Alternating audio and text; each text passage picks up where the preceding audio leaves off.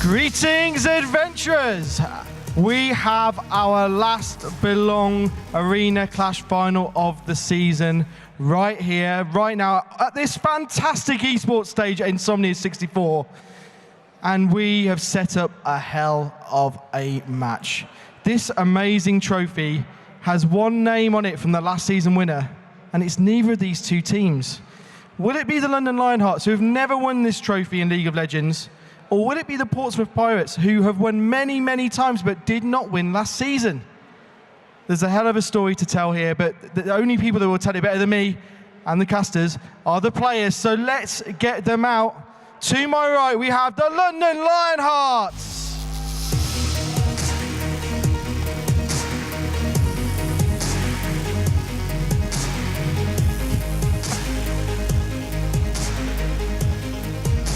Nice entrance.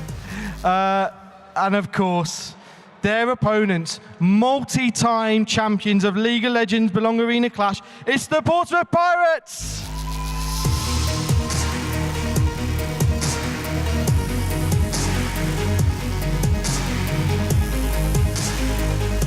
Loads of support.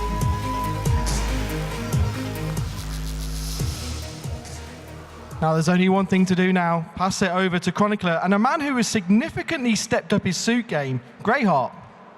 Hey, what can I say, Stu? Had to be done for you. This is the big one. We are going to see the two teams in action that have fought their way to this Belong Arena Clash final. As you said, I am Stanley Greyheart Barker. This main man, Maritz Chronicler Mewson. I think the best thing about this whole journey that is culminating here at the finals is that at the beginning, you know, every time that he introduced me was a little bit hard, and now it just rolls off the tongue, smooth as ever. I'm really excited here today. We are going to see whether or not the Portsmouth Pirates are going to grab back that title, or the London Lionhearts are going to come out of nowhere and take it. Stu alluded to a minute ago, this is a team who have won this title 4 times, looking for their 5th. It was denied them by the Clyde Claymores. And in what a series as well. In one of the most phenomenal reverse sweeps that we have seen. If you thought that FIFA ending just a minute ago was amazing, you should have seen what happened back in the winter split. But now we are going to have them not up against the Claymores, instead against the team who are the Kingslayers. They are the London Lionhearts, and they've got their next set of kings in their sights. And it's actually surprising because the London Lionhearts are a team that, when getting into the semis, everyone expected it to be another rematch in finals of the Portsmouth Pirates against the Clyde Claymores. Now, the Pirates, they're here as expected, but in a 2-0 victory, rather convincing, we saw that the London Lionhearts really can't be underestimated. What I love is, you know, we always chat to the teams when we went up to them, and the Portsmouth Pirates, as we expected, said, yeah, no, it's going to be easy. It's going to be a 3-0. We're going to go up 2 games, and then we're going to stop in our secret weapon that we've barely played with because we're just that good. We're just going to sweep them. And that's normal, right? That's what you expect from a team who's won so much. But then we went to the other team, to the London Lionhearts, and they said the same thing. You know, sometimes teams do that just to posture. But these guys, when they said they were going to 3-0 sweep them, I actually believed them. And I'm hoping that we have a great series on our hands here, because a 3-0 sweep would be great if it came from the Lionhearts, but from the Portsmouth Pirates, I want to see both of these teams put up a real fight. You're starting to talk about numbers there, Chronicler, but there is no way in hell I am asking you for a prediction tonight. You have been off all series. You've got to a point where you are jinxing the teams, so there is just... if you try and say a prediction, I'm putting tape over your mouth. You can predict though, right? No, I'm not touching it either. No, I can ask you. You're not cursed. You then have the caster curse. I'm going to take a hard pass on that one. Really? That's Thanks painful. for trying to throw me under the bus, though. Yeah. It would have been nice if, you know, besides one of the teams being crowned finalist here, would also be the passing of the curse from me onto you. It's not happening. I don't think that's coming. It's not happening. These two teams are going to have to do it on their own without any curses coming from any of the casters.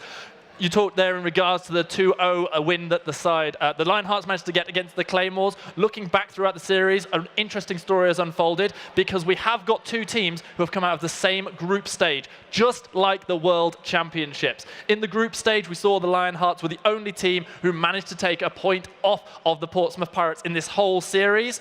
And then you look at the World Championships. Fnatic topped the group. IG came second. And then what happened in the finals? Well, that was not very good for Fnatic. Not so good for Europe. Hey, I'm an LPL fanboy, so it's okay. Europe was not happy. China was very happy, though. Yeah, very much so. Let's be honest, it was well-deserved in the grand scheme of League of Legends. But here, the Lionhearts, as you say, they were not only the only ones to take a win off, but I asked them about that as well, because you said, OK, so you've already played against these guys, and you won one game, but you lost the other two. They're like, yeah, we just trolled. We just did a really bad draft, and we're going to stomp them 3-0. Like, they were so dedicated. And I love that because the setup here, regardless, no matter who wins, we win regardless because I don't know who's going to take it. I generally don't because going into this, we talked about, I was expecting that I was going to go get Pirates, right? The multi-time champion. Whoa. Are you starting to talk about predictions? No. I'm not talking about predictions. OK, that's OK. Don't worry. I'm not getting into that. But the confidence of the Lionhearts is something that you gotta love them for it. And I'm hoping we get to pick and ban soon because there's not that much overlap here. And let's talk a little bit about the two teams in a broader sense. Yeah, well, to be honest, I was actually hoping to narrow down more than the broader sense because as we come into the Champ Select and we start to see some of the picks and bans coming through, these are two teams who we've had the pleasure of casting multiple times across the split. Is there a particular player or particular champions that maybe you feel are going to be key to either ban out in this game or maybe that they want to pick up? That's a really hard call. It really depends on because neither of these teams are what we've seen sometimes in Arena Clash, where it's a team who are overly reliant on one player. Because a lot of these people, we have Shaven Tortoise, of course, for the Portsmouth Pirates, who is a big carry. But someone like Rodona, like T, can also run away with a lead if they've been given one. And I think that the same can be said for their opponents, the London Lionhearts. Players like Truladorn, when they're given the Rek'Sai, they're incredibly strong. And we've seen so much pressure coming out from them as well. Dinogen, of course, in the top lane, able to put a lot of pressure. Yarrow.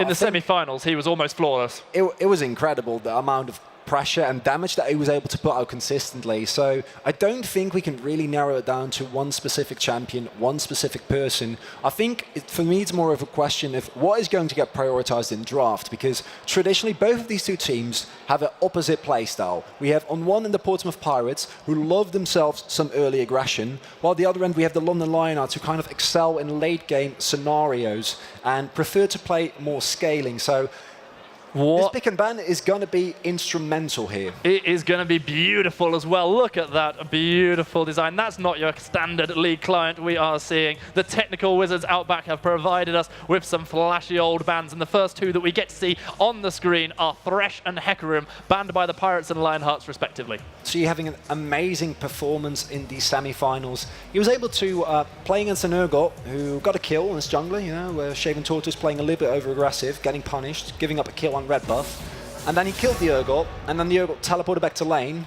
and then he killed him again on Hecarim. So there wasn't the greatest turn of events for their opponents, the Preston Invincibles, and unfortunately, we're not going to see that here. Luckily for the London Lionhearts, we got that Hecarim was real scary. We're not going to see it in game one, but don't forget, of course, the great thing about the first game of the series is this is where you get to see either the strongest champions in the meta or the champions that are the pocket picks of these players banned away. As the series progresses, some of these champions will become open based on the bans that come through because people have done well in the series.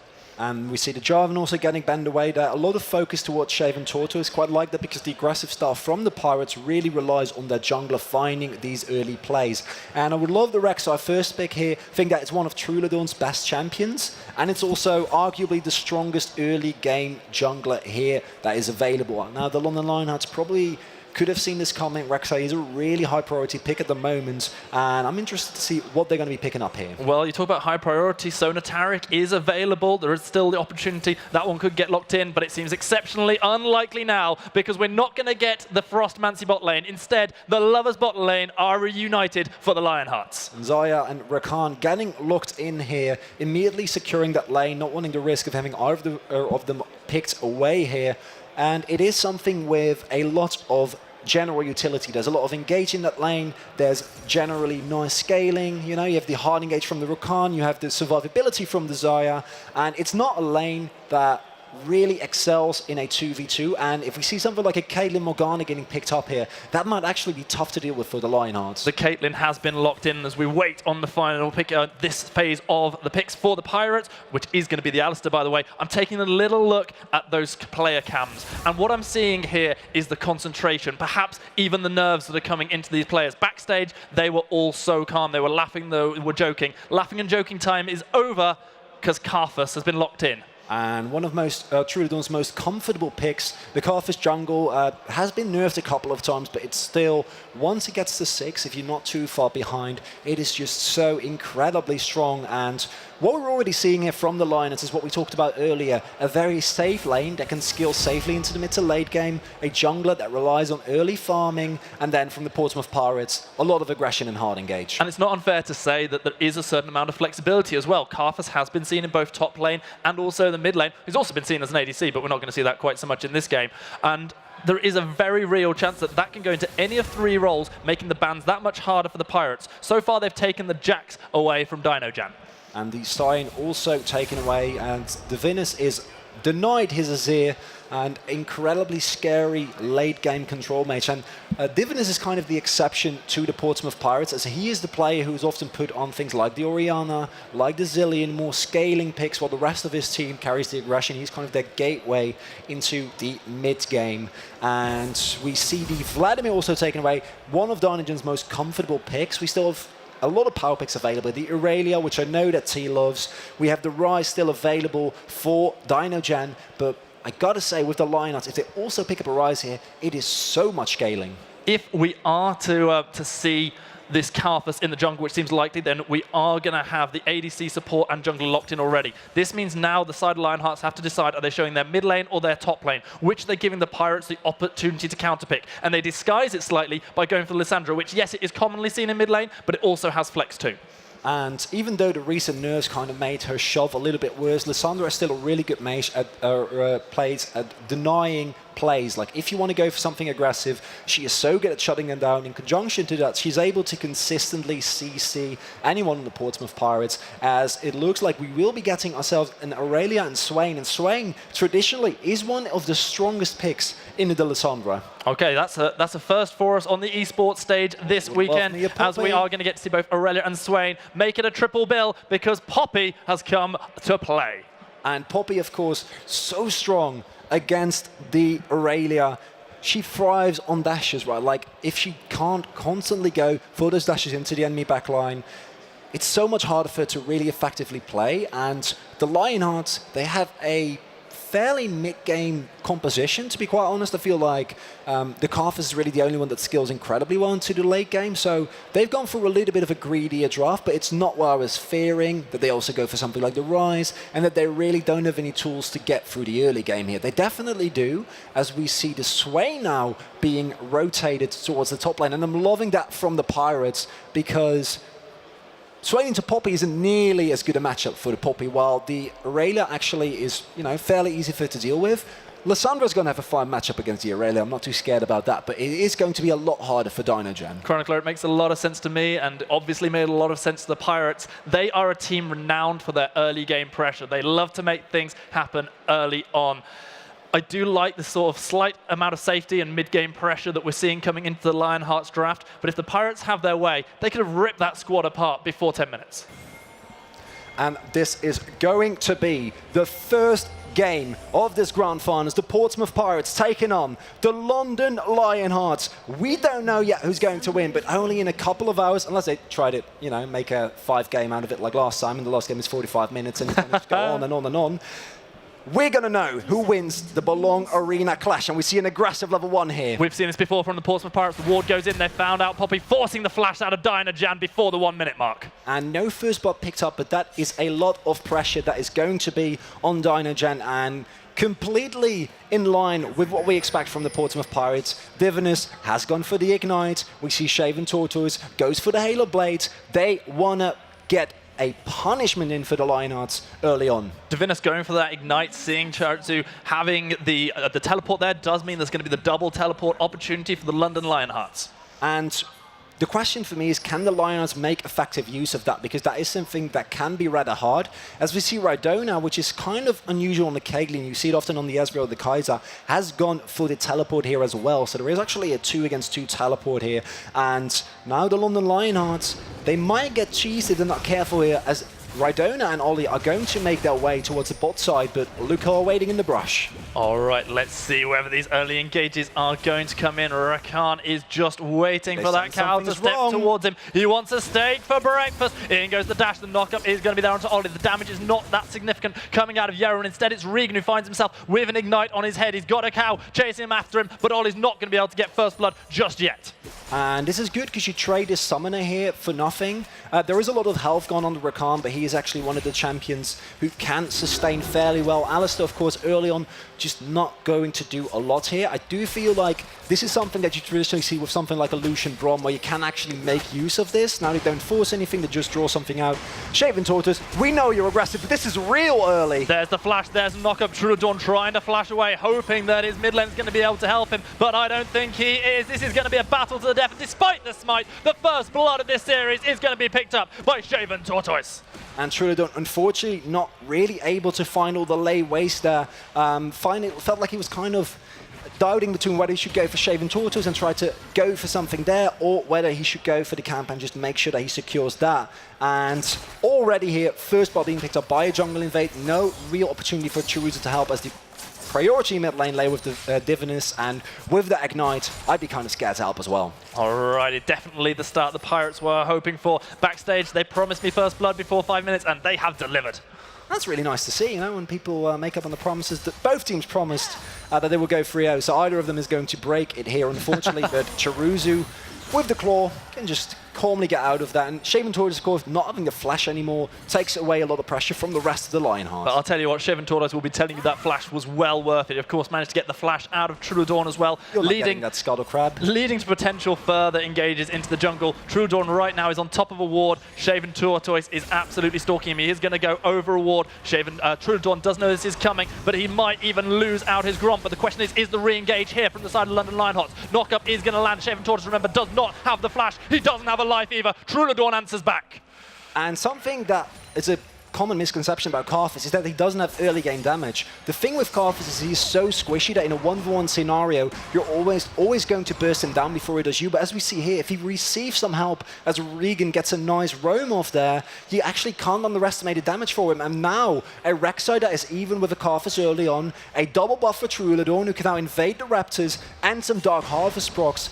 And no goalie anymore for the Portsmouth Pirates. And it all came down to that one ward, sighting out Shaven Tortoise as he stepped into the blue side jungle of the London Lionhearts.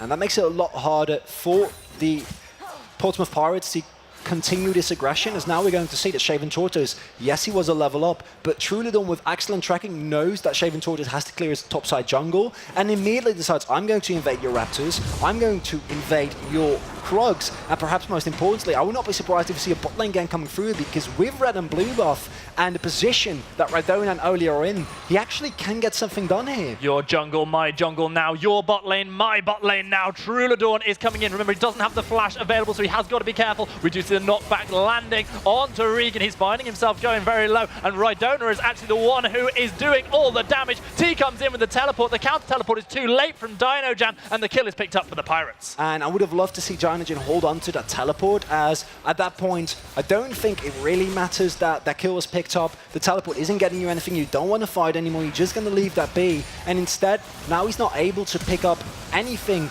in his own lane, where he might have been able to otherwise. And Divinus has to flash here as Chiruza almost solo kills him. Trulodon steps forward. Trulodon starts to show, and the flash is burned for the mid laner of the Portsmouth Pirates. And the Rek'Sai is also here. Trulidor needs to be really careful. Nice stun coming in. It's Shaven Tortoise on the background. Ollie's roaming up the river as well. It's going to be the Alistair with the knock-up. Shaven Tortoise picking up his second kill of the game. Now we're going to see Karthus trying to do all of the damage through his passive, but he's not going to pick up a second kill. Nice and easy for the Pirates. And a bit of an overextension there. No Frozen Tomb available yet. Perhaps more importantly, also not a lot of mana on Charuza, feeling those nerfs that came down on Lissandra. Trulidor not level 6 yet, and I do feel like a little bit over-aggressive there from the London Lionhearts because, you know, they get a couple of good plays off and then it kind of goes awry. Now we see a big CS lead already starting to happen there for T. Shaven Tortoise there arriving exactly the right moment, but I love the roam coming out of Ollie. This is a guy who is absolutely scared stiff of missing skill shots. Maybe that's why he's gone for the Alistair. Point and click, much easier. He's not missing anything thus far. Has the Hextech Flash available now if he wants to go for some follow-up plays. And I want to see the Lionhearts, once maybe Dynagen teleport is up again, or when Trulidor hits 6, try and go for a big play somewhere around the map here. There is a Cloud Dragon available, which isn't the most important one, so the Lionhearts actually can afford to kind of give that up. But the problem here is that usually you'd give it up if you're in a situation where you're outskilled, but I don't think that really is the case here. T stepping forward and getting immediately booted back by Dynagen's ultimate. Poppycopter is like, no, you're not getting on my lane. Go away. And to be fair to Dynagen, it is actually a terrible lane to be in. Oh yeah, look at Yero trying to get out, but he's not going to be able to. Headshots for days. Rhydona picking up his first kill of this match. Now this is not looking good for the Lionhearts. That early aggression that Portsmouth Pirates are so renowned for, starting to work in a good way, and now we see the dashes forward from Divinus. Remember, does not have the flash available. We are going to see a Frozen Tomb keeping Charuza alive for a little while longer. And with that Frozen Tomb, the Vanguard's Edge completely whiffs.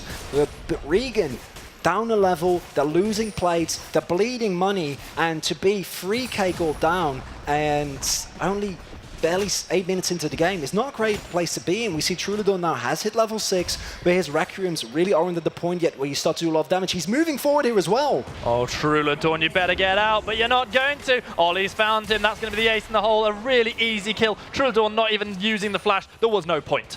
Exactly. No way you're ever getting out of there alive. And now we're starting to see more and more kills on Rhydona, and he's the prime target to feed these kills to. T also picks up one with his bot lane teleport play. Shaven Tortoise, he's currently 2-on-1. And all the members that you'd expect in this situation to get some kills on the side of the Pirates are finding them.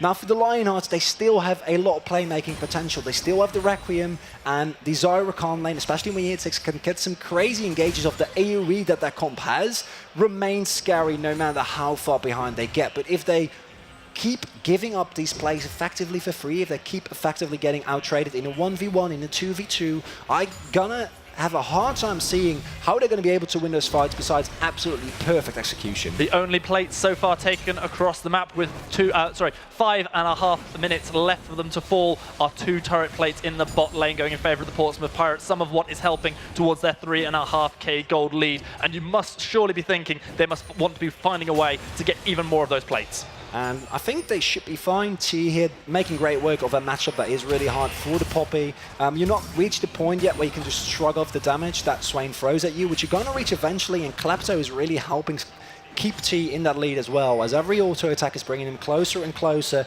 to his item spikes. And we see Ollie making a play there. Oh man, Regan, you can't even walk into your own jungle safely anymore. The Void Rush beautifully jumped away from, but the final Prey Seeger catches Regan in the back, and that is going to be half the Lovers bot lane sent back to spawn. And Rakan is an incredibly strong pick, as we see a player by Dynagen. He dashes into T. Has he got the damage to survive? However, the Demonic Ascension comes through. Dynagen walking himself to safety. Trulidor trying to turn things back, laying waste to all the soil, and it is going to be the kill for both of these members of their respective teams. The Pirates get one in the top lane, but the jungler of the London Lionhearts gets 1-2. But while all that is going on, Chronicler, the first neutral objective of this series, the Cloud Dragon, picked up for the Pirates. And the Pirates now 4k gold up, and it's going to get easier and easier for them to find these plays here, to get these objectives, and a first turret blood here at 10 minutes this early into the game. I thought they were going to get it, but I think the extra MR is enough in the end. But the problem with the Zyra Rakan lane is that, yes, it's really strong in terms of the Xayah in laning phase is quite good, but the Rakan it's really strong, but it is also incredibly squishy, as we now see the first turret going down eventually to the Portsmouth Pirates and the gold lead ballooning. And this is what we're seeing from Regan here as well. If he can get the jump on someone, they're in a good spot, but the problem is that it's the Portsmouth Pirates here setting the tempo, and they're doing so expertly. Divinus perhaps looking to try and get some damage onto Jerusu, but at the end of the day, he just steps aside, waiting for potentially some jungle interaction. He is going to land the stun, however. He's just having a really, really safe lane at the minute on this Aurelia, playing things very, very smartly. And there's not a lot of need for him. Trying to make a big play onto Alessandro is always going to be met with a lot of disappointment, as we now see that Ollie can, especially with the lane swap, kind of leave his AD carry alone, decides to not go for the Rift Herald, just putting some vision down there as well, with some help from Shaven Tortoise. And the question for me now is, can the Lionhearts find some counterplays? Because it's not enough with how far behind you currently are, at only 11 minutes into the game, to just wait for the Portsmouth Pirates to make a mistake. Because currently it doesn't look like they are going to, and they can afford to get away with so much. We now also see the stopwatch there on T in conjunction with the Rod of Ages. He's going to be an absolute nightmare to get through. This, of course, is a best-of-5 series between these two teams. Every other series we've seen across the split has been a best-of-3, as we see the damage coming in. Ollie with the knock-up. That's going to be a nice, easy kill. Shaven Tortoise is now 4-1-0. Tried to make it work, doesn't. There's the knock-up. The charm will hit on Rhydona. Rhydona taking a serious amount of damage. No summoner spells available, but is the last tick going to be enough? No, it is not. Rhydona with the potion ticking is going to survive for about 5 seconds. Requiem. And that is actually a huge shutdown that Trulodon is able to pick up there. He's been able to remain relevant in CS as well, even though he is against Rek'Sai that is 4-1. And these are moments that the Lionhearts need to save. They need to get more gold on Trulodon, who really is going to have that mid-game carry. They need Poppy to get tanky. It's a tough road ahead of them, but there are still ways for the Lions to get back into this game. With the Portsmouth Pirates, we expected early aggression, and they're really delivering here. 1 minute 40 seconds until that turret plating falls off and all the bonus gold is lost forever, Chronicler, and that's why we see the attention immediately turned to the Herald by the Portsmouth Pirates. Blastcone over, and Asta's just going to be able to help his jungler take this one. There is going to be no contest from the Lionhearts. You can only imagine this is going to be placed immediately to make the most of getting these turret plates. Yeah, gotta place it in top lane or in mid lane. You don't really care wherever it's the easiest. I think with the bot lane heading towards top, the duo lane is going to make it a lot harder for you to actually use the Herald, as Shaven Tortoise can just pick that up without any contention. Not real opportunity for the Lions to make it work. And it looks like it will be making the way towards mid lane here. Look and how bold Rhydona is playing. He just keeps stepping up turret and going, yeah, I can go where I want. Yeah. Why not? Do you know who can't go where they want? Chirutsu. He's dead again. Very, very dead. It's very unfortunate. It's not great. Herald's coming.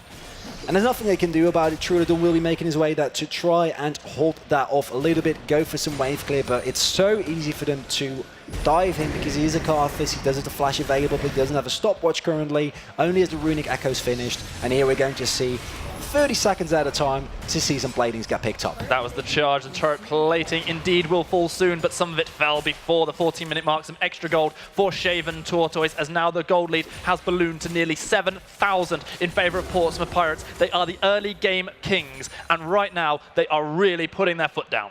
And Rhydona, look at that gold lead here.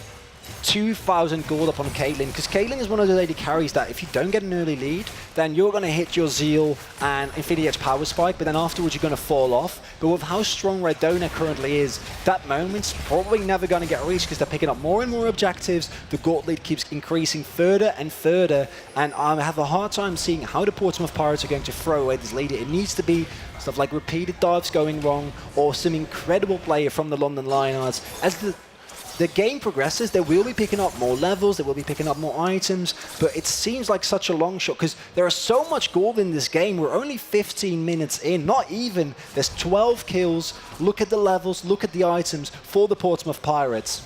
There's a gold lead for literally every single member of the Portsmouth Pirates teams over their respective laner. And the biggest lead of all, and probably the most telling one, is that 30 CS difference, that kill advantage over to the Caitlyn. Now nearly 2,500 gold in the lead. That's essentially an item advantage for the Kate. What's a saving grace for the London Lionhearts is that the Portsmouth Pirates have been blessed with a Cloud Dragon 2 times in a row. The RNG gods are smiling on the Lionhearts right now. I don't know if that's enough. They're still at a sizable deficit. Trulodon, they're trying to make it work here, but he needs to back off. Can't go for that invade, as he knows. We saw Rhydona making his way up towards that river. And if Trulodon, in 1v1, I actually think he's quite strong right now. He can take on a lot of people, but it's not going to be a 1v1. He's probably the most fed member of the Lionhearts as it stands. The runic echoes are there. He's got a couple of parts towards his next item. Also, the extra magic penetration coming through from the Sork shoes. Got a couple of stacks onto his Dark Steel, and now he's throwing down the Requiem. And it is not going to pick up the kill onto T. So close. We'll be able to pick up our Dark Harvest stack, and I guess in this situation, that's about as good as it's going to get, as they want to desperately hold on to this mid lane turret. It is fairly low, but let's not forget, it is actually incredibly hard to dive the Lionhearts here. There's a Poppy around, there's a Rakan, there's a Lissandra, and that is one of the things, together with their okay wave clear from the Xayah and the Karthus, that is keeping them in this game, because yes, the Pirates are really far ahead, but even with Alistair, who's amazing at diving, I think that against the Lionhearts, it will always remain a risk. On the back of that push going into the mid lane from the Portsmouth Pirates, we did see the lesser seen Karthus split pusher in the top lane. However, knowing that he doesn't have a turret to fall back on, he immediately decides to back off as soon as there's any chance of Aurelia coming into the top lane. Divinus, who is 0-0-2, not having actually picked up any of the kills himself, he's getting closer to actually being strong, but he's not picked up a significant item. In fact, he's having to split build at the moment. And there's not that too much that you can do about it. It's so hard for anyone on the long Lionhearts to pick up gold now, and we're seeing them slowly get starved, choked out of this game, because the Portsmouth Pirates are so strong that if you don't know where all of them are, you can't really afford to go through a wave. You can't really afford to move into your own jungle. And considering that, I think it's impressive. Trulodon taxing heavily here, but also able to find as much jungle camps as he does is really good for them. Teleport's available down for T, and I don't think we're going to see the Lionhearts move away from their own turrets anytime soon. And that's fine now, but in 3 minutes, Baron Nashor is spawning, and that might be a huge problem for them. It'll become a vision game at that point, and it's going to be so difficult for the Lionhearts to enter their red side jungle. The control wards, you can only assume, are going to be scattered around the Baron by the Pirates as they look to secure what will be a crucial buff if they can get it. Because as we said before, I don't think they can dive. I think they can siege fairly well. There's the poke from the Caitlyn. There's the Swain who can pick up, he can tank rather, a lot of damage. So there are more than enough ways for the Pirates to do it without the Baron buff, but it is going to make it a lot easier for them because, as we mentioned previously, can't really afford to dive against the Lionhearts. You can't really get through their wave clear if they play it well. However, the Pirates have been really good at setting up these quick pushes with a lot of members, and if the Lionhearts aren't at the turret, with how far ahead the Portsmouth Pirates currently are, it's going to fall in seconds, especially with a rapid fire cannon Caitlyn. London Lionhearts trying to play it safe, trying to scale into this game, maybe waiting for the right moment to finally unleash all of these ultimates, especially that quickness coming out of Regan, but they just having to play so safe, and unless they get exactly the right pick, it's going to be tough for them, and it's so hard to get that pick because the vision really isn't in their favor at all, unsurprisingly. No, as I said, I think their only way into this game is either an over-aggressive Baron, because they do still have Trulodon, who does a lot of damage, and the AoE damage from the Xayah and the Lissandra can be enough, but it's so hard, and things like this where Regan just gets picked up out of nowhere seemingly. So Rakan's dead. Can't afford to do that. Fortunately, it's before Baron spawns, but picks like this are not allowed to happen. Oh no, that is going to be the nice Vanguard's Edge thrown down. And Divinus, he's still waiting on his first kill, the poor lad. He's not going to get that one in the Aurelia. Instead, passing that one over, courtesy of the ace in the hole, over to Rhydona. And yet another kill as the second member of the Lovers bot lane is unfortunately dead. Xayah and Rakan, they were the first pickups for the London Lionhearts. They really wanted to play this comp. It's not quite working out at the minute. We see the 0-2-1 Xayah, the 0-3 Rakan. They've got to find a way to play safer while still keeping themselves in the game and actually able to get the vision. It's so difficult, though, to do. And let's not forget, in the early game, yes, a flash was forced, but it was actually quite well played from the Lionhearts. But it felt like once they made one over-aggressive call, you know, we keep seeing, though, for Trulodon walking really far into the opposing team's jungle when he really, especially on Karthus, can't afford to misstep a single time. And this is also where the comp from the Pirates comes in with the amount of CC that they have. They have Shaven Tortoise who can jump on top of someone. You have Aurelia who can stun and lock you down. You have T who can also drag you towards the rest of his team if that wasn't enough. And of course Ollie, who, if there's even so much as a glimpse of an enemy, will jump right on top of them. Rhydona, who we saw that ace in the hole a moment ago, getting their third kill of the game. Look at the item disparity between themselves and Yero, who was one of the strongest players for the Lionhearts in their semi-final win against the Claymores. That's the Infinity Edge Rapid Fire Cannon Berserker Greaves Caitlyn up against just Berserker Greaves, Essence Reaver, and a couple of daggers. Putting it into context, that's a hell of a lot of damage, and crits that are going to come out of Rhydona, not so much from Yero. My real question is the Lionhearts, how are they going to get through this game? Because in a miracle scenario, they can win this, but they're 10k gold down at 20 minutes. We've seen the Portsmouth Pirates be this far up. It was the last game in a best of 5, and then they were able to somehow not end the game. But I feel like currently, with how they're playing so decisively, they're playing so confidently, and I have a hard time seeing how that is going to go down here. There is a dragon about to spawn. Big flank coming in. We're seeing Shaven Tortoise coming in from the outside, getting the knock up on the Trulodorn. 2 kills already going over Shaven Tortoise. The Requiem is going to get thrown down, but I don't think the damage is there to pick up a kill. Triple kill in the end for Shaven Tortoise. The ace is going to come in. The Infernal Dragon will go over to the Portsmouth Pirates. The London Lionhearts decided they could not afford to give over the Dragon, but they give it over anyway. They give over 5 kills. They're going to give over a Baron.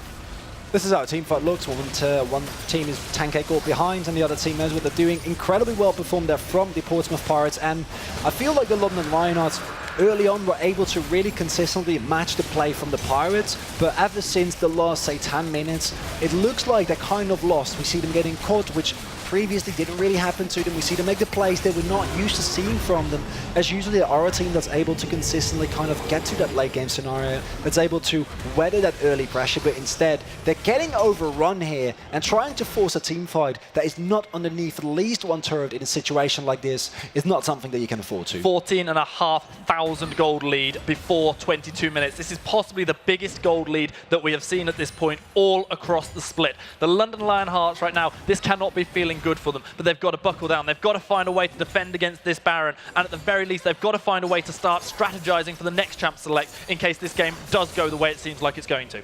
And the Morello Nomicron now finished on Carthus Trulodorn, going to be able to dish out some healing reduction. I guess that's nice, but it's just not enough because the only one you're really hitting with that is the Swain, and I don't think he's going to mind too much. Maybe the Aurelia a little bit with the Conqueror. These are the engages you're looking for. Oh, the knock-up not quite going to land from Regan. He gets immediately knocked up. In return, Shaven Tortoise getting that kill, and now we're going to see the teleports coming in. 2 kills already picked up for the Portsmouth Pirates. 1 has been returned, as we do see Trulodorn getting his 4th kill, but now the damage is just too much from the Pirates as they obliterate multiple members of the Lionheart Squadron. Only the Poppy is running for her life, and she's not going to get to keep that either. The Baron-empowered team are going to be able to push down mid. A 22-4 kill score here. Both teams were about to say that they were going to win it 3-0, and for the first game here, it looks like the Portsmouth Pirates are living up to their expectations. And the London Lionhearts early on were able to match the pressure, but look at Shaven Tortoise, look at Rhydona. Ollie hasn't even died this game. Dino Jan still dead for 15 seconds. The inhibitor is dead. The Baron buff is still there. Shaven Tortoise putting it to good effect, getting himself another turret in the bot lane. Nice and easy rotations from the Portsmouth Pirates. We are now at a stage where we are nearly 18,000 gold to the good for the Portsmouth Pirates, and it feels like the end of this game is creeping up on us. And with a gold lead this sizable, the Portsmouth Pirates, 20k gold up at 23 minutes. You have a Baron buff. I genuinely don't know. If they dive the Nexus turrets, I think they might have a hard time, but even then, because a lead this big, I have not seen for a very long time, and what I'm really wondering is the London Lionhearts, because with the final pusher coming down mid lane, I have a hard time seeing how they're going to defend this. More importantly, I want to see them bounce back in game number 2, because early on, it showed that they were able to match them. It showed that they knew what to do against the early aggression, but then the pressure, it became too much. It was continuous, and they didn't respond as well, and I'm hoping that over the course of the next game, we're going to see them adapt on the fly, because I know that they can do it. But the Portsmouth Pirates here coming out of the gates with a very strong performance. Portsmouth Pirates members just swarming all around the red side jungle of the London Lionhearts as they look to take down this final inner turret. This one here in the top lane. It is definitely not long for the world, and the London Lionhearts' chances of this game might be the same. Trulodorn immediately destroyed, able to use the passage to get a little bit of damage back, but that's probably the most fed member of the Pirates god, as well as Yero. The key ADC is dead, and now T and the rest of his team able to march themselves onwards towards this inhibitor. And the restraint from the Portsmouth Pirates, we don't even know if I will call it restraint. At this point, it feels like they're playing overly safe. It's a 20k gold lead. At 24 minutes, you have a composition that can make it work, and eventually they're going to end here. But what's incredible to me is the safety with which the Pirates were able to do. There was almost no moment besides the early game where the Lionhearts were giving something up. The Nexus falls at 25 minutes on the nose, and that was a dominant display if ever I saw one. The Portsmouth Pirates staking their claim for a 5th Belong Arena clash in fine form. The London Lionhearts, after this game, you just need to do a full mental reset and just realize that after you fell so far behind in the early game, all the other plays, they could have been perfectly executed, and you were just never going to be able to make them work just because of how far ahead you are. Like, if a Caitlyn is 1.5 item up early on, you're just never going to get through that, and it looks like we're going to find out whether or not they're actually able to change it up here. First change already in, Caitlyn banned away from Rhydona. And that's a good call. Incredibly oppressive on the champion. That's something that we see Caitlyn's. You want to see them always do it, but oftentimes they kind of have a hard time with actually pulling it off. That can't be said for Rhydona. Pirates, as the winning team, have the luxury of not necessarily needing to ban the things that were just played against them, and as such, they keep the Thresh ban in play. Lionhearts decide that Hecarim is too important to let anybody on the Pirates play it. And I feel like if we get a good main matchup for Dinojan, because he was also in their wins, he was one of the players that made sure that these things were happening. And there's the Raxar ban, and that shouldn't surprise anyone, although it is coming from the Portsmouth Pirates, and of course, because of first pick. Of course, yeah, we've had the swap of sides. That happens in Arena Clash. There's no choice for the teams. It always goes blue side, red side, and potentially blue side if you get silver scrapes for Game 5. Pirates go, you know what, we're not going to be able to first pick it ourselves. We don't want the London Lionhearts doing that. And the Lionhearts themselves say, we've had enough of Aurelia for one series. And I do feel like, even though I think that Divinus play it very well, that's still going to be more of a T target ban, as he is the one who is most adept on that Aurelia. And last time it was a really good flex from the Portsmouth Pirates, also showing a lot of versatility in the draft, as we once again see the Cassiopeia taken away here. And it looks like we might be seeing a Jarvan first lock here. Amazing jungler. With the Rek'Sai taken away, there's a lot of sense there. Jarvan, one of the S-tier junglers left on the table. Trulodorn, an excellent Jarvan. I'm pretty sure Shaven Tortoise would be able to say the same of himself. Let's see what the Pirates are looking for. Again, I have to mention it because I always find myself wanting to see Frostmancy. The Sona Taric is still available. However, that doesn't look like it's what we are going to get, and it could just well be the banned out Nidalee from last game that gets locked in for Shaven Tortoise. So you thought that Raxar was aggressive early. Wait until you see Shaven Tortoise's Nidalee. It is his most comfortable champion, and it's been banned for a reason a lot of times, because he is able to single-handedly take games over on the Nidalee. We've seen that happen. Like, a lot of these Nidalee one-tricks, they get so high because the early game from this champion is so insane. If you get ahead, you're able to hit spears and just chunk people. You're able to farm relatively quickly. You're able to win the 1v1s, and the Portsmouth Pirates putting a great amount of importance here on the Swain. Yeah, they say, you know what, if it's not broke, no reason to fix it, and decide to lock that one in. Of course, there is the flex potential between T and Divinus as well. Now we go over to the final choices for the side of the Lionhearts. Straight away, going for that Xerath. Chirutsu deciding that is the option to potentially play against Swain, who we may face in the mid lane. And Xerath outranges the Swain, is able to consistently do a lot of damage to him as well. There is always the possibility for both these two picks to be flexed here and there. We can maybe see a Jarvan top lane, or we can see the Xerath support, but those are not the things that we were expecting. And Yarrow picking up the Varus here, and I actually really like that. I think that Varus is kind of an underrated pick right now, although he got kind of hurt by the nerf that we, of course, saw to the Blade of the Ruin King, as that is his first item. Regardless, unless you go full of Lethality, don't expect we're going to be seeing that. But the lockdown he provides is a really good follow-up to, say, a Xerath stun or a Jarvan engage. The nerf you're talking about there, it's not the damage or the attack speed itself to the Blade of the Ruin King, it's more about the gold needed. So the Bilge Water Cutlass, it's costing an extra 100 gold, it's delaying that back timer a little bit more, making it harder to pick up early on. The final lock-in is going to be a repeat of Alistair for Ollie. We might have to start calling it Ollie Star if he keeps playing as well as he did in the last game. And we see the Morgana getting banned out right away. If you pick Alistair and Morgana still up, that's probably not something that you want to go for. Just makes all those matchups drag. Also, this is a composition heavy on the magic damage, and there is a tank in the top lane that is incredible against double AP composition. I don't know if we're actually going to see a Mundo here, but all jokes aside, I genuinely think if you already have the hard engage, And you see a double AP composition on the opposing side. The Mundo is a pick that is very strong against that. The Civi gets bent away, and the Tom Kench gets taken away from Regan as well. And this is going to make it a lot harder, because this time we don't see a Vayne ban. And I think that the Portsmouth Pirates are kind of suspecting that one. As you're still laughing about my Mundo, I genuinely think it's a good Ladies and pick gentlemen, here. if you haven't been tuning into Belong Arena Clash throughout the split, there are two things guaranteed with a cast with Mao. Number one is he's going to get a prediction wrong at some point. Number two is he's definitely going to talk about Mundo. And there it is. It's your main man in the top lane, or the jungle as you like to play it. That's not going to happen in this game, though. I don't think it's good in competitive. I think you'd get demolished, especially by Shaven Tortoise's Nidalee. I don't think you're good in competitive. Stuff. No, that's very fair. That's why I'm casting, right? It's the stuff that Nymans is made of, and Nidalee early on is just so strong. We see Yarrow kind of hovering, going here and there, and don't forget, we already have a Varus, so it actually would not make a lot of sense to see the Vayne getting picked up here. And one of the things that the Tom Kench is actually able to do is make sure that Varus has more survivability, and now that has been made impossible, and with the dive of both a Nidalee and an Alistair, it's going to be really hard for Yarrow to stay alive. His position needs to be impeccable. This is a tough call now for the Lionhearts. They've obviously got that Xerath locked in. The question is, do they think that's going up against the Swain, or do they pick something else for the top lane, which is where we saw Swain in the last game, that also counterpicks the Swain, or potentially counterpicks, or do they let Jarvan go in the top lane? That's what it's going to be, because Sejuani is riding on Bristle straight into the Arena Clash final. And the amount of CC and lockdown from the Lionhearts here, as well as the sheer hard engage that the composition provides, is really good. But last time I thought that composition was good as well. It's not a problem with the composition. It's about how well the Pirates are able to leverage early game pressure.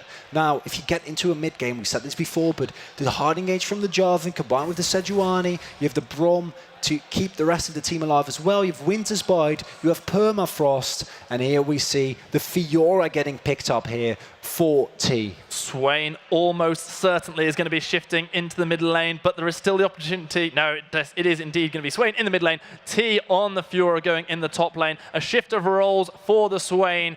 However, the playstyle will still be the same from the Portsmouth Pirates. They will still look to get onto the face of the London Lionhearts at every opportunity. And they should be able to with the composition that they've drafted here. A big difference is that you'd expect T to play really a split pusher's role. That's what you want to do with the Fiora. You want to get an early game lead. And against the Jarvan, not sure whether or not you're going to be able to find it, but if you do, you are so oppressive. You shred through turrets in just a matter of seconds. And both these two teams have now locked in their compositions. I think that the composition, the draft, is not the problem from the London Lionhearts. And what I'm hoping is that they've adjusted their play going into the second game. They have a great composition with a lot of ways to go. They just need to actually get there. They need to get to their first item. They need to wait just a little bit. And if they get there, I think that they can make it work against the Portsmouth Pirates. But let's be honest, Shaven Tortoise on Nidalee, we hyped him up before the match. And then the man, got a first play, was like, okay, that's good. Then he died, and we're like, oh, is this really? And then they went 10-1. Is that a Wild League of Legends game I see before me? It looks like it is, and we will be going back in the game. Everyone who was starting to drift away by the sweet, smooth sounds of Stan's voice, we're back in game. Portsmouth Pirates are up 1-0 against the London Lionhearts. Can they turn it around, or we're going to see the Portsmouth Pirates go up 2-0 and have them bring in their secret weapon? The game starts in much the same way it did last time. Let's hope it doesn't continue the same way. Yet again, no invades coming through, just the standard defense of the jungles. And he might already get a nice little bit of poke there on Dynagen if he would walk into an underwater brush. Fortunately, he's a smart top lane and decided not to do that. We talked previously already a little bit about the summoners or the runes here. Don't see any big surprises. I think the most unorthodox thing, as we said previously, the Unsealed Spellbook and Dynagen going in greedy there, but not the worst of trades. He was able to actually hit that spear. It would have been a lot better. But maybe that with a grasp of the Dying Proc, he can even that up. But thus far, T seemingly getting the better end of that trade. There it is. We see our first Haribo ring of the day around Dinojan. All the potential for the extra damage from T. Meanwhile, Chirutsu and Divinus, they just about cross paths. And it is indeed going to be the channel of the Q from Chirutsu that looks to get some damage onto Divinus. But the nice dodge out from the mid laner. There's going to be a small change up here because last time it looked like we were going to see the bottom half of the map being where both junglers started. Instead, now they turn their attention to the other side of the map. True Ladorn is going for his blue buff, and it's going to be Nidalee taking away the red. like to see the pathing here from Trulodon, and expecting Shaven Tortoise to now go for the Crux, which looks like we will be doing.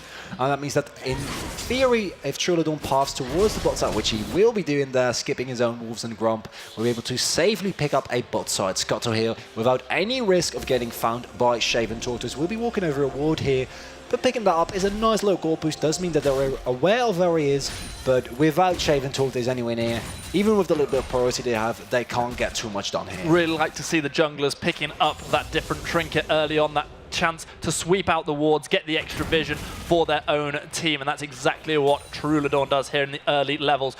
Now we see this this bot lane here where Lucian is known for being the lane boy, going forward, getting as many double taps as possible, already having taken a significant amount of poke, and he's already been pushed back in lane. And that is something that early on can happen. Alistair, not really a champion, is often said, until level 2 when he does get the Habit Pulverize combo. There's something we're seeing here as well. Braum, with his concussive blows, is just so incredibly strong that needs to be respected. Will not be able to pick up the cannon minion there, unfortunately for him, with his Relic Shield. That's a little bit unfortunate, but, you know, you take the good with the bad. Bot side Scuttle has been picked up, but more importantly, Shaven Tortoise has not yet made his way to the top side Scuttle, so maybe a different read there from the Portsmouth Pirates. A smart read as well coming in from both junglers. No attempt made towards the vertical jungling, instead just securing their own buffs. And now Shaven Tortoise finding his way down to the bot lane, trying to get himself a kill. The flash forward is going to be Ollie catching on towards Yarrow, forcing the flash out. Shaven Tortoise dashes in, and it is going to be another flash, this one from Regan. Both of the flashes gone for the Lionhearts.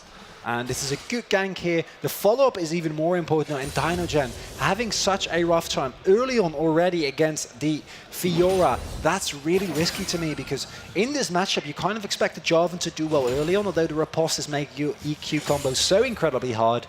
But if he falls behind early, if he gets solo killed, which would be absolute worst case scenario, he's going to be in such an incredibly tough spot. That Vital is a really awkward position for him as well, and he really needs to be careful of T, because if Fiora gets out, we mentioned it previously, the chances of the Lionhearts doing well in this game slowly slip away. T now playing a champion where he can really start to do some damage. He had to play a fairly slow game on the Swain last time round. That champion now swept over to Divinus in the mid lane. He is obviously going up against Jirutsu, taking such a significant amount of poke. Unsurprising for the Swain in this matchup against the Xerath, as we see Shaven Tortoise trying to contest the Scuttle, but not quite able to pick it up. That one goes over to Trulodon. A really big gold lead already being built up, and this is of course thanks to the successful gank from Shaven Tortoise in the bot lane, as we see. In the grand scheme of things, it's actually also the support and the bot where we see this early gold lead, and it's only, you know, 1-2 on the K. It's not too big. It's nothing to really worry about, and perhaps more importantly, that CS differential with the wave being picked up there on bot pretty much gone, and now thus far, Shaven Tortoise, last time he was a little bit slower as well. It was with the mid-game where he started to pick up the pace and started to continuously find these plays. Expecting the same thing here, but with Nidalee, there is even more pressure on you to perform in the early game. As we see T unfortunately missing that siege minion there. We get to have a little look at why Sejuani is getting the opportunity to get the extra CS in comparison to Nidalee that is so good at clearing. Trulodon obviously not finding the extra bonuses just yet from the Cinderholt, because he's obviously not got anywhere near that item, but will get the 300% extra damage.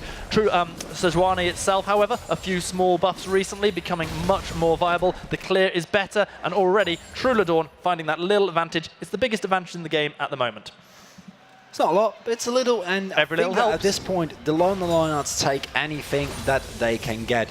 And Divinus here, last time against Sharuzi, he was able to get a little bit of a CS advantage, but more importantly, just keep the Lissandra in lane, not allow her to make any plays. And the London Lionhearts are able to, last time at this point in the game, I think we're already up to 3 or 4 kills, with the first block coming down at 3 minutes, and Trulodon waiting in the brush looking for T. Trulodon definitely looking to try and make that first blood, this time go over to the London Lionhearts, but the Portsmouth Pirates play it safe. Teleport, of course, is available for the Fiora, who doesn't want to even think about burning that flash.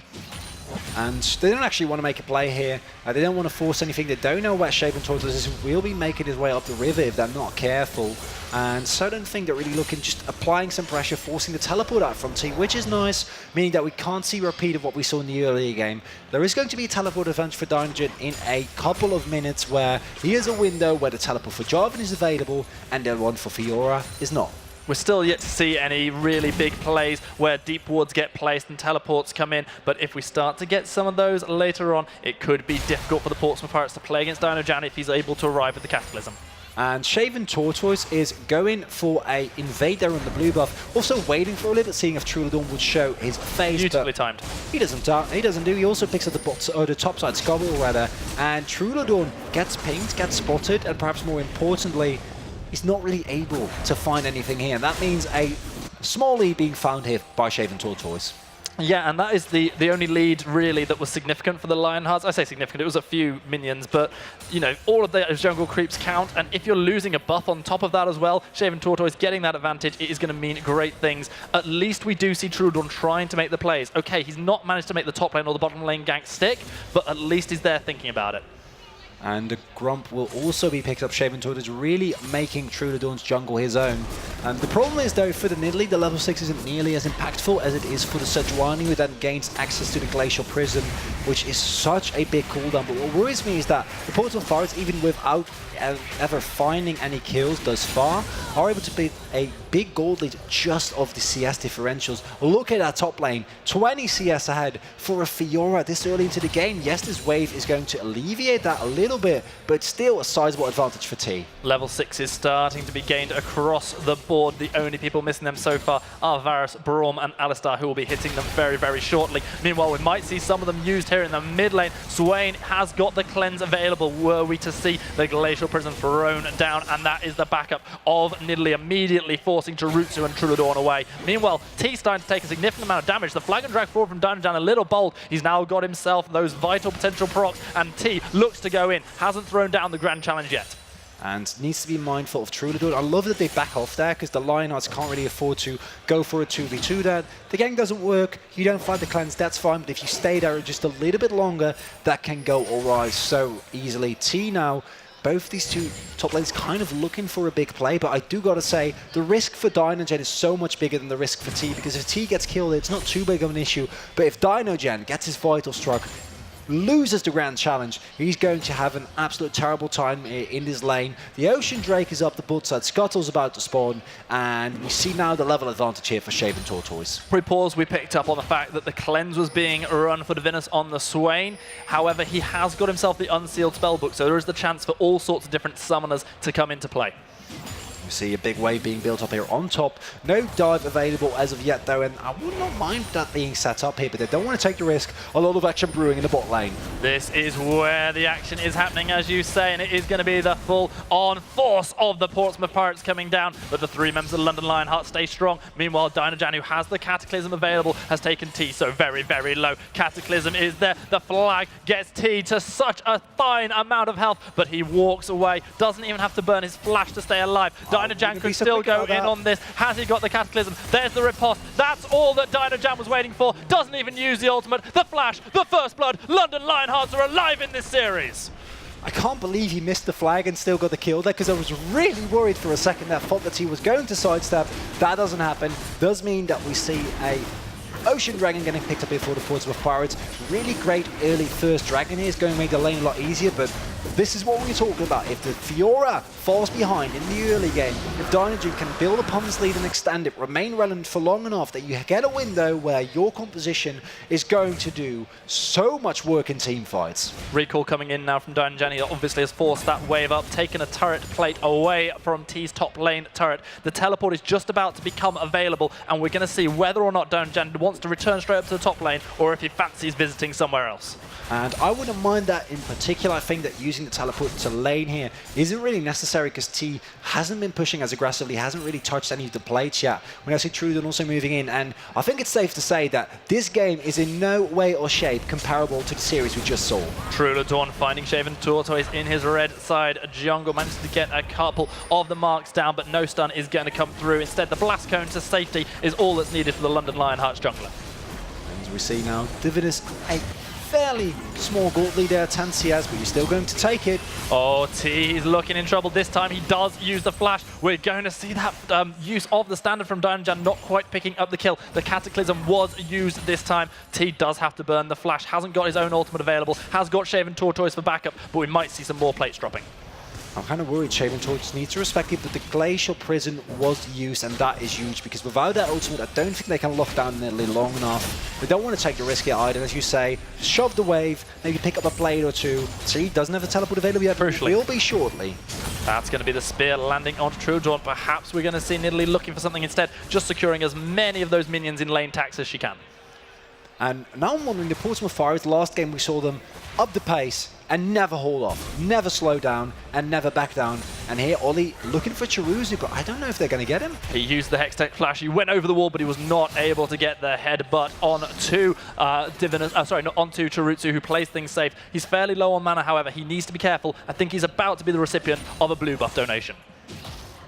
The London Lionhearts, their composition, I think, in team fights is always going to be able to take on the Portsmouth Pirates. And the winning conditions that we identified earlier on for the Portsmouth Pirates, T, that's still there. He can still become that big threat here, but Divinus getting a lot of poke damage on top of him, but as the Swain, we'll be able to sustain through it. But T, that's going to take a long while, as the Black Cleave hasn't even finished yet. Saving Tortoise, though, he needed to make something work early on, and thus far has not been able to. There's no real Gold Lead yet, and I think that if we're going to get into this game, and we're going to get some team fights going in the current state with the London Lionhearts, with the comp that they have, I think we actually might be able to see them pull ahead here in game number 2. It's certainly looking good for them right now. I will give a little bit of credit to Divinus in the mid lane, however. He's found himself a CS advantage, despite the consistent poke he's found himself under. I'm sure he was a grateful recipient of when that Ocean Dragon was picked up by the Portsmouth Pirates. It is a nice little bit of sustain in the early game. Probably the best case early dragon for this team. And Shaven Tortoise, oh, that was awkward. Regan trying to jump over together with Trulodorn.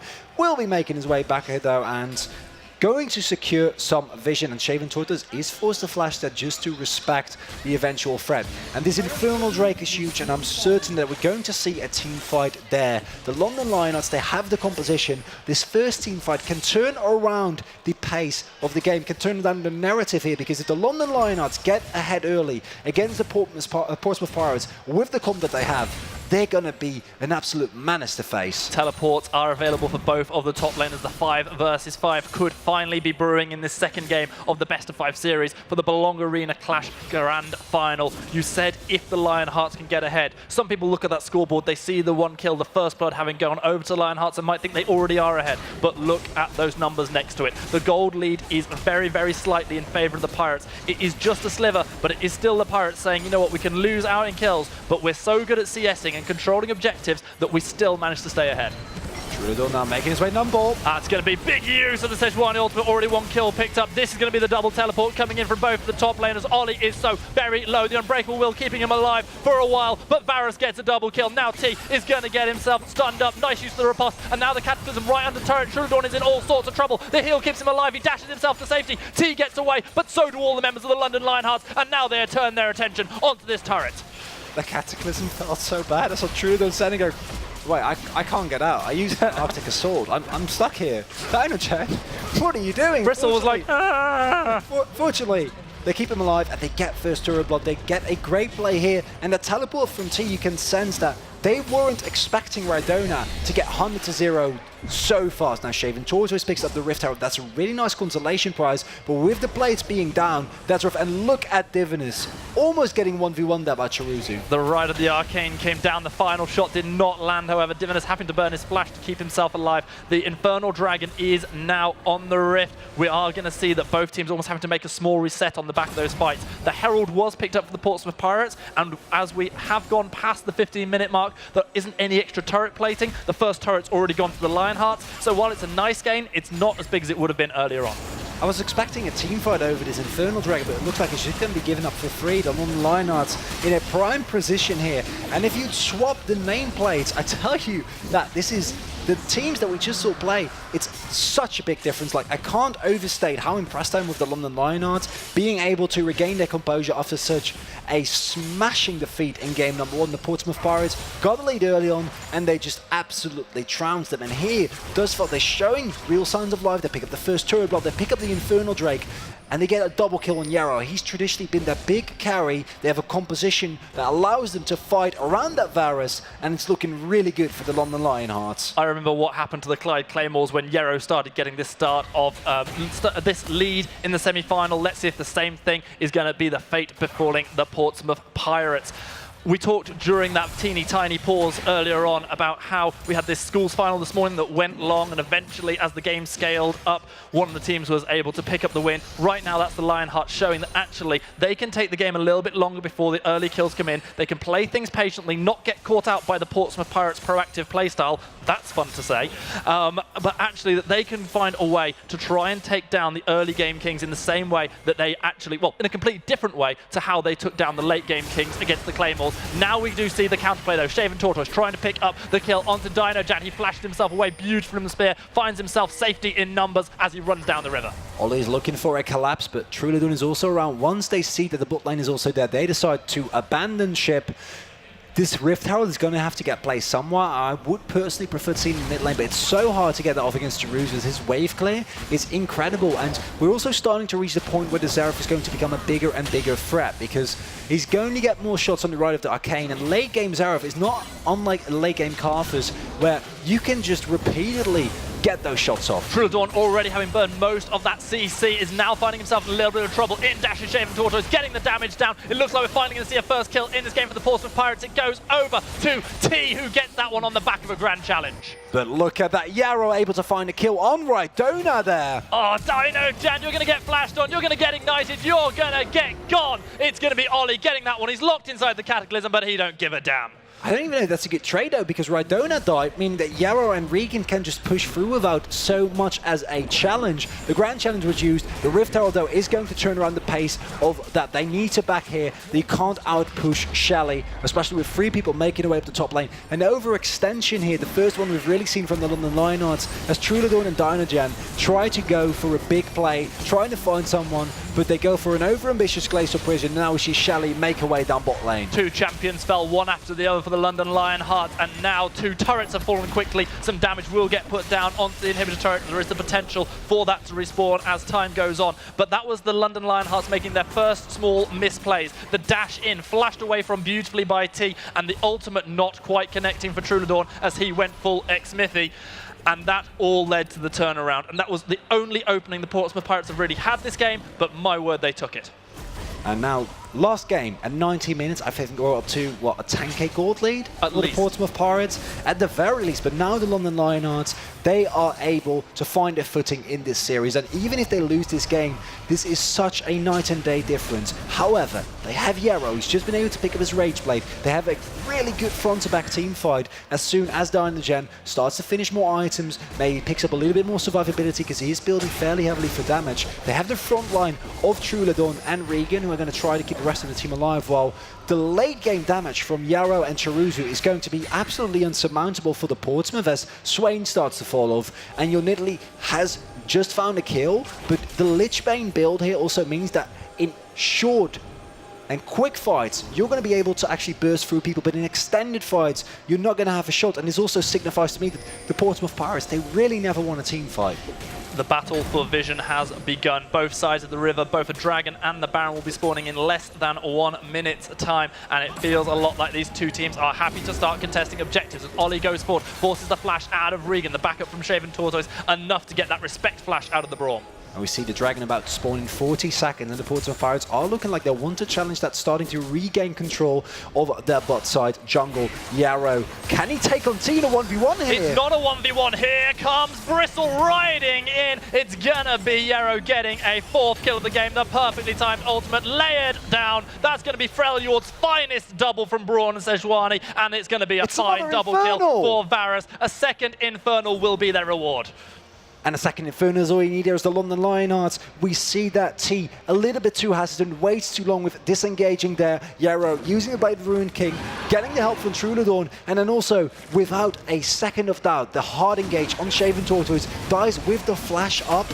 Get caught by the Glacial Prison, and this is what we were talking about earlier. In these fights where they're able to set the pace, the London Lionhearts have so much CC, so much lockdown, and even someone as mobile as a Nidalee can't make a way out of that. And we now see double Infernal, but dare I say, triple Inferno? There is going to be the potential for that, because that is indeed going to be the third dragon. We talked in the last game how the RNG gods were not smiling on the Lionhearts as they were getting poor dragons as they were leading. Well, they certainly are smiling on the Lionhearts right now, as the third Infernal Dragon may well be their reward if they continue this pressure in this game. We can dress the first game up in any way that we want to try and add drama to it, but let's call it what it was. It was a stomp for the Pirates. The London Lionhearts are turning things around and making a hell of a contest right now. They've got themselves a gold lead. They've got so much damage on Yarrow that not even a Fiora can deal with it. The Pirates are now the ones trying to find their way back into the game. And it's not the biggest of gold leads, but it's the composition that it's on, because T is, in my opinion, really the big win condition here, unless we see the London Lionhearts make some really big mistakes and get picked off repeatedly, because they can push so well, and the London Lions can force team fights, whereas the Portsmouth Pirates, they're reliant on finding a pick here or there, or Chi amassing critical mass on that Fiora. If you give him another item or two, I think he's going to be able to just shred Dinogen in the 1v1. But I don't know if you're ever going to get to the point where that is enough, because the rest of the team is starting to be relatively even or starting to fall behind. And Lucian and Swain and Nidalee aren't really picks that you're looking to go into the late game with. Chronicler, with that second Infernal Dragon having been picked up, the vision battle is now purely on the top half of the map. The river around Baron starting to get scattered with wards as we see the final outer turret falling for the Portsmouth Pirates. They don't have anything apart from a couple of inners, and then we're looking at inhibitor turrets. 4-2 in favour of the London Lionhearts when it comes to turrets. And those two turrets all came in the same push on the back of Shelley. It at least shows that the Pirates, if they manage to get themselves a small win, they can do something with it. And we see some key items getting picked up here. But the Baron, it's 23 minutes in, it's already getting started, and this is a really risky proposition from the London Lionhearts, because the Portsmouth Pirates are more than aware of this. They absolutely know this is going on, but it's not stopping Yarrow. He's still shooting the Baron that is down to half health. They've not even cleared out his control wall. Truladawn's taken down to less than half health. Now we see the Chains of Corruption coming in, managing to tag onto the outside, use the Unbreakable Will, trying to keep himself alive. That's a beautiful Cataclysm in there, and that is going to be Truladawn going down to Shaven Tortoise, but we already see one being picked up by Yarrow. He's free hitting in the back. He's managed to see him get himself a kill, but double kill coming in for Shaven Tortoise, and that is going to be the triple. Nidalee just wrecked the London Lionhearts, but here comes the right of the Arcane. The Quadra kill! The spear out of nowhere on the static target that was the right of the Arcane Jarutsu. Oh my god, Shaven Tortoise just turned this game around. That Baron call came out of nowhere, not cleanly executed, and the London Lions, even with Yarrow alive, and he really is the carry here on this team at the moment, still hasn't died yet, even with that team fight happening the way that it did. But it's so sad to see that the London Lionhearts are not able to build upon that lead. And more importantly, what a play there from Shaven Tortoise and the rest of the Portsmouth Pirates, because they're able to stall for so long, able to make great use of the stopwatch. Divin is staying alive for an extended amount of time, and I was talking about extended fight, not the greatest through a Lichbane build, but Shaven Tortoise is making it work big time here. Yarrow was free hitting for so long, but then suddenly in came Shaven Tortoise. I believe it was a flash coming out of Yarrow that meant that he doesn't die, but he's completely zoned out of the fight, and from that moment, the jungler of the Portsmouth Pirates just took over the entire fight. Now, on the plus side for the Lionhearts, the Portsmouth Pirates were not in a position where they're strong enough to turn straight away and get themselves a Baron on the back of that fight, but they do get a turret, they do get a bit of gold back. Still, the London Lionhearts are in a favourable position in this game. This was an unfortunate play. They're still up 3 on the gut, but more importantly, this was Truladawn massively overextending and their tank being taken to half health before starting a team fight. And yet again, the London Lionhearts are falling for a trap that we've seen so many teams fall into. The allure of the Baron. They're doing better this time, though. They have got it down to less than half health without any vision in here at all. But now we're going to see T coming in with the teleport. There's already some low health bars for the London Lionhearts, and they have to turn tail and run. They force a teleport here from Tito, and that is huge. I don't think there's enough space for the Portsmouth Pirates to pick it up themselves here. And there is a lot of sustain now. The Thorn also finished on Truladawn, and this time they don't make the same mistake. Last time we saw Truladawn go in so aggressively, even though he was already taken to half health. And a lot of damage was wasted on Ollie, who, as far as targets go, is probably the worst one for the Pirates. We have got just a few seconds now until that third Infernal Dragon of the game spawns. Now there is an objective on both sides of the rift for the two teams to contest, and it feels like these fights are just going to continue.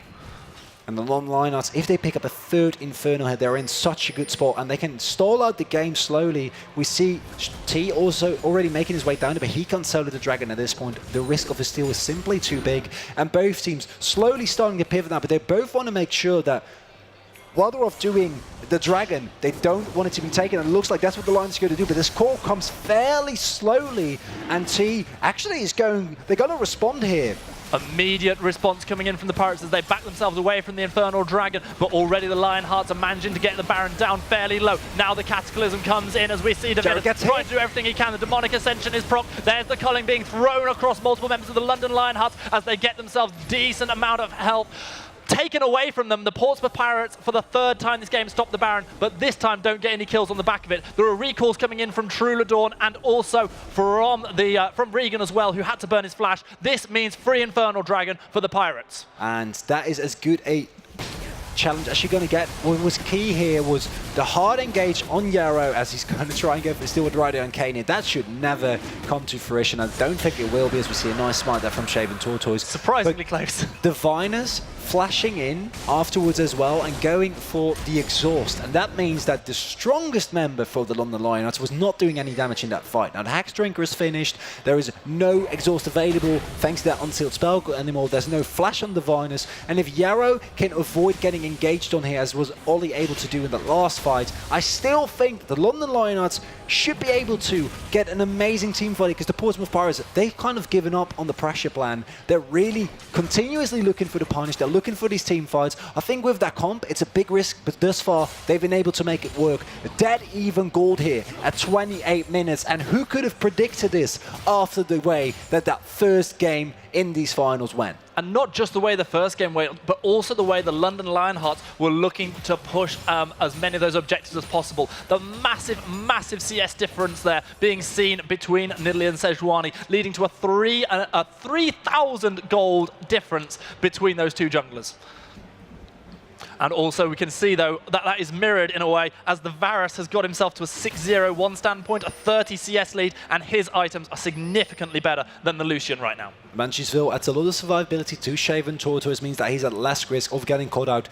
Divinus is approaching the little brush that Dynagen is hitting in, and once again we see the players are coming up, but now it's starting to feel to me like the Lionhearts, they're looking for a team fight. They don't actually want to take the Baron, they just seem to want to find and engage, and let's be honest, this is the easy way to force it. Dynagen goes in, the flash has already been burned on Rydona, and he's just trying to get as much damage onto that Jarvan as possible, but meanwhile we do see Shaven Tortoise getting the kill onto Jarvan, but it might be traded back by Ollie. A massive chunk of heal keeps him alive, and the flash away from Divinus means that he's going to live as well. He does have to burn some of the cells for that treat. However, now we can see the continued push from the London Lionhearts. They have the 4 remaining members pushing it down the mid lane, trying to get something more on the back of this fight. But look at the flank. The Hex Tech flashes here. Alistair with the 3-man knockup. Let's see if Regan's going to be able to survive this one. Ollie certainly isn't, because Yarrow picks up the kill. He's got so much damage. Shaven Tortoise does manage to get the kill onto the fellow support. That is Regan. Now the stopwatch not going to be enough to keep Divinus alive. Look at what Yarrow just did in that fight. That's Blade of the Rune King, Rageblade, and Randuin's right there. And the fact that he's able to shred so fast for everyone with Renans was just, his positioning there was so good. The Hex Flash comes in. You want to see this big play from Ollie. He gets a multi-man knockup, but crucially, Yarrow is just free hitting that entire fight. And with that, even though there were a man down, they're able to find it, because Dynagen kind of died at the beginning of that fight, going really heavily on Rydona, but there being no follow-up for him, because True Dawn was too busy with, say, like being a frontline for the rest of his team. And if the London Lionhearts can get on the same page with these engages, I think that we're going to see them play a lot more cleanly, because thus far it hasn't been executed in the way that I'd like to see it. If they're on the same page, if both of them on Rydona, that's fine. But perhaps more importantly, I don't think that Rydona really is the threat here at the moment. Shaven Tortoise is the big carry for the Portsmouth Pirates, and the London Lionhearts, as long as Yarrow doesn't die, I have faith. Chronicler, I freaking love this. As the clock ticked over to 30 minutes, the gold was identical for the two teams, and it remains that way as they continue this dance around the Baron. And True Dawn and Yarrow always sticking together. If Yarrow dies, this also goes the other way around. It's up to Chiruzu. He's the only one really doing damage. A full stacked Rod of Ages and a Void Staff on the Divinus, but unfortunately, he is swaying in the field.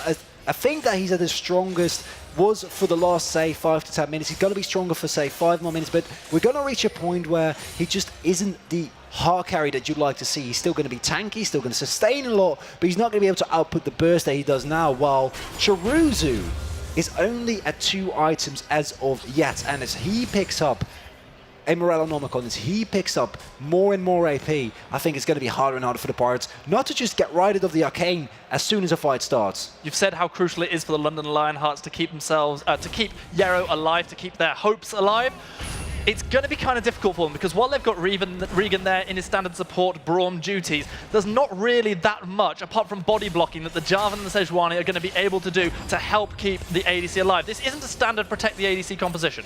That's crucial. The lifeline being procced out on the Sterix gauge from T means that Dynajan actually still getting the better end of this lane here. Trulodon, he's standing on top of a ward, but he doesn't get caught. Shaven Tortoise was just waiting for one misstep from the Sejuani. We are 32 minutes in, and that does mean that there will be one more dragon still to spawn. The Ocean Dragon had been picked up somewhat quietly there by the Portsmouth Pirates. There'll be one more dragon, and then the next one after that will be an Elder. We see them start, but the Portsmouth Pirates, unless they win a big fight or find split burst pressure, are never going to be able to pick up a Baron without the London Lionhearts contesting it. And this Mountain Dragon is instrumental for either of these two teams, as it allows the London Lionhearts to finally get that Baron that they've been looking for. And that is reflected in the way that all 10 members of this game are right here at the Mountain Dragon. It's been started up and it looks like it's going to be secured by the side of the London Lionhearts. There could be a fight on the back of this though. T looking for the potential flank. The Dragon is going to go down. That one actually secured by the Varus of all people, but the Mountain Dragon picked up. And imagine the way that the Baron was already being shredded by the London Lionhearts, and just add an extra large percentage onto that. And Dynajan is here in front of the rest of his team, and Yarrow, he got caught by a spear there, but don't be mistaken, more of Mormortius and Blade the Ruined King means that he's actually able to heal for so much consistently, and its spears are going to be doing less and less damage. Shaven Tortoise there, with the amount of Dark Harvest decks that he has, is still going to do a truckload of damage, but even then, the execution from him needs to be flawless, and more importantly, the London Lionhearts, I mentioned this previously as well, I think that they're going to identify as well that T and Shaven Tortoise are the real threats here. And Shaven Tortoise is the one who gets caught. It's Ollie now tanking up as much damage as he can. The flash forced out of the Portsmouth Pirates jungler. Now we're going to see a little bit of priority for the Lionhearts as they look to clear the vision around Baron. And teleports available for both top laners here. Trulodon, they need to clear some vision here around the Baron, but neither team can really commit to pick that up, as we see the game kind of reaching a stalemate, because it feels like we've been doing this Baron dance for a long time. Which was longer, the Baron dance or the pause we had earlier? I think the Baron dance has been going on for longer. It's getting close for sure, but I'll tell you what, the Baron dance is a hell of a lot more exciting. I'm tense just watching this, getting ready for this powder keg to explode. I can only imagine how the players are feeling. Watch this be one team fight followed by a Baron, like an ace, a Baron, and then just a push into the base, because that actually can happen. We're starting to reach a point where death timers are so long that it only takes a single team fight for either of these teams. With the composition of the Lionhearts, I gotta say, they should be able to take this, but look at the damage here. Dynajan really low, and Trulodon was looking for T, but decides the better of it because the Baron is getting started here. I think Trulodon must have got spotted out as he wandered down, and we see T managing to retreat, has got the teleport available, as does Dynajan. This Baron isn't getting shredded anywhere near as quickly as the Lionhearts were able to. The Ride of the Arcane finds multiple people out, but Ollie is there trying to lock down Trulodon. The Sejuani is completely isolated, having to flash away, not quite going to go down as the... That was too late. Look at how low they are, and with Shaven Tortoise trying to go for a steal regardless, but Dynajan able to disengage. No smite was available, and still they get him. Oh my word, my heart can't take much more of this. Yarrow securing a second key objective for his team. That is now the Baron, and it's going to be on all 5 members of the London Lionhearts. We got to keep it back to Yarrow, because he is doing so much damage on this Varus, and it hasn't even really been the ultimate that's been the big place. It's just his positioning, the way he's able to consistently shred through the Portsmouth Pirates, and that all started with a really heavy engagement on Trulodon, who seemingly was out of position, but he was able to get Rhydona so low in the team fight that any follow-up was just unable to really get anything going. We've seen how the Adaptive Helm being finished on Trulodon. A teleport advantage rather for T is available here, but I don't know if that's really going to matter. But the London Lionhearts, yes, they can go for a 1-through-1, but I don't mind if they just march it out mid lane. Well, they need to be careful for the flank there, because Yarrow off in his own and split push lane. I don't like that because he doesn't have teleport. Yarrow has shown, T knows that the Yarrow damage is not going to be coming in. It is going to be T getting himself stunned up, taking a lot of damage. That's going to be the Steroids Gauge pop, trying to keep him alive. The stun lands onto Ollie, but look at the culling coming through. One Baron buff already removed because Shorutsu gets himself caught out. We do see Jarvan continuing the push in the top lane. Yarrow's coming across to try and deal with this mid lane threat. And this is just a mistake from the Alliance, overextending it, trying to get a 1-3-1 going. They will be giving up their own mid lane turret. Everyone is backing down with the Empower Recall. I don't see the inhibitor turret going down, but they need to be in position. Imagine losing an inhibitor turret while you have the Baron just because of an overextension like that. Oh, with the Sejuani ultimate not really catching on to anyone with T teleporting straight in. That the Baron's exactly what ultimate! happened. But instead the Cataclysm is absolutely massive. T is doing everything he can to help this fight, but the turret shot and Yarrow were just too much for the Fiora. Now we can see the dash, the flag, the drag, the triple kill for Jarvan. Divinus is the last man standing, and he's not standing for long. That's a quadra kill for Jarvan. This could well be the game for the London Lionhearts. Push!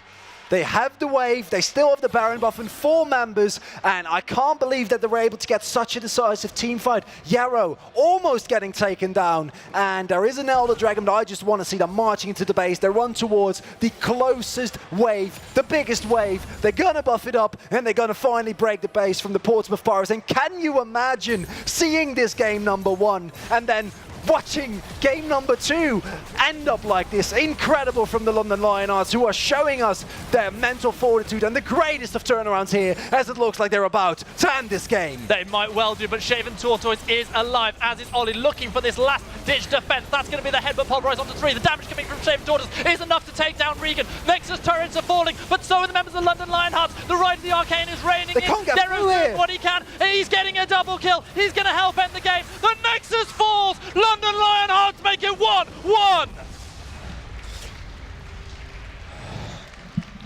20k gold. You're down 20k gold in the first game. You get absolutely trounced, beaten at every opportunity. And you come back with a game like this, a almost 40-minute slugfest, gold dead even, and the composition in the end enough. Yarrow put on his big carry pants on the Varus, and they're actually able to finish it off the back of a great Baron team fight. The London Lionhearts are showing us that this game isn't anywhere near over. The Portsmouth Pirates are not getting away with the 3-0. To be fair, neither are the Portsmouth, neither are the Lionhearts. But what a game here. We're going to get an opportunity to see all of the absolutely unreal action that happened in that game. Just absolutely astonishing plays. And we're going to go to a long replay session for you guys, and then afterwards we're going to be back with the third game, and there was so much action. I'm excited to see it all.